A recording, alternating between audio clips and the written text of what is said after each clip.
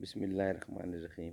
ناظرین، آج کا پہلا ویلاگ صفحہ نمبر 143 143 معارف القرآن جلد اول۔ قرآن ایک زندہ اور قیامت تک باقی رہنے والا معجزہ ہے۔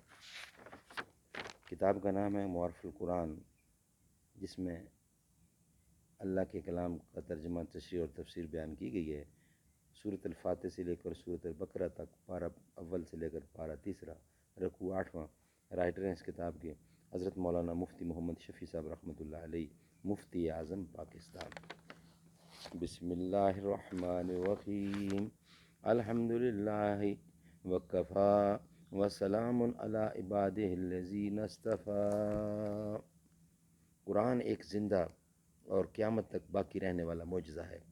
تمام انبیاء علیہ السلام کے معجزات صرف ان کی حیات تک معجزہ ہوتے، لیکن قرآن کا معجزہ بعد وفات رسول کریم صلی اللہ علیہ وسلم بھی اسی طرح معجزہ کی حیثیت میں باقی ہے۔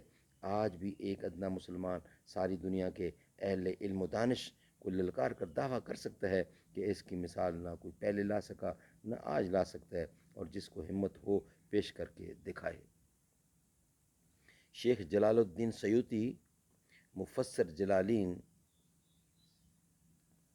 نے اپنے کتاب خصائص کبریٰ میں رسول اللہ صلی اللہ علیہ وسلم کے دو معجزوں کے متعلق بحوالہ حدیث لکھا ہے کہ قیامت تک باقی ہیں۔ ایک قرآن کا معجزہ، دوسرے یہ کہ رسول اللہ صلی اللہ علیہ وسلم سے حضرت ابو سعید خضری رضی اللہ نے دریافت کیا کہ یا رسول اللہ، ایام حج میں تینوں جمرات پر لاکھوں آدمی 3 روز تک مسلسل کنکریاں پھینکتے ہیں، پھر کوئی ان کنکریوں کے ڈھیر کو یہاں سے اٹھاتا بھی نظر نہیں آتا، اور ایک مرتبہ پھینکی ہوئی کنکر کو دوبارہ استعمال کرنا بھی ممنوع ہے۔ اس لیے ہر حاجی اپنے لیے مزدلفہ سے کنکریاں نئی لے کر آتا ہے۔ اس کا مقتضا تو یہ تھا کہ جمرات کے گرد ایک ہی سال میں ٹیلا لگ جاتا، جس میں جمرات چھپ جاتے، اور چند سال میں تو پہاڑ ہو جاتا۔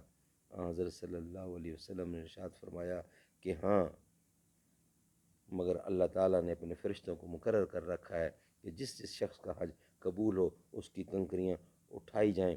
تو اب اس جگہ صرف ان کم نصیبوں کی کنکریاں باقی رہ جاتی ہیں جن کا حج قبول نہیں ہوا، اس لیے اس جگہ پر پڑی ہوئی کنکریاں بہت کم نظر آتی ہیں، اور اگر ایسا نہ ہوتا تو یہاں پہاڑ کھڑا ہو گیا ہوتا۔ یہ روایت سنن بہقی میں بھی موجود ہے۔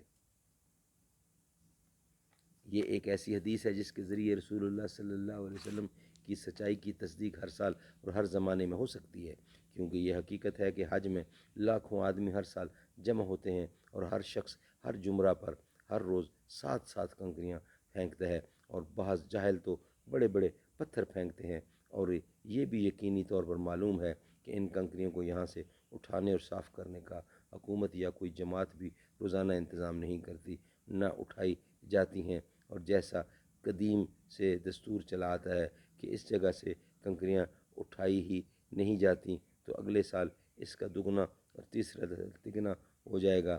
پھر کیا شبہ ہے کہ چند سال میں یہ حصہ زمین میں محض جمرات کے ان کنکریوں میں چھپ جائے گا، اور بجائے جمرات کے ایک پہاڑ کھڑا نظر آئے گا، مگر مشاہدہ اس کے خلاف ہے، اور یہ مشاہدہ ہر زمانے میں رسول کریم صلی اللہ علیہ وسلم کی تصدیق اور آپ پر ایمان لانے کے لیے کافی ہے۔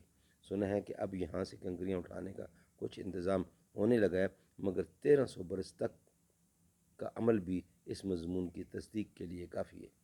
اسی طرح معجزہ قرآن ایک زندہ اور باقی ہمیشہ رہنے والا معجزہ ہے، جیسے حضور اکرم کے عہد مبارک میں اس کی نظیر یا مثال پیش نہیں کی جا سکتی، اور نہ ہی پیش کی جا سکی، آج بھی نہیں کی جا سکتی۔ ناظرین، اللہ تعالی ہمیں سمجھ دے اور اس پہ عمل کرنے کی توفیق عطا فرمائے، آمین ثم آمین۔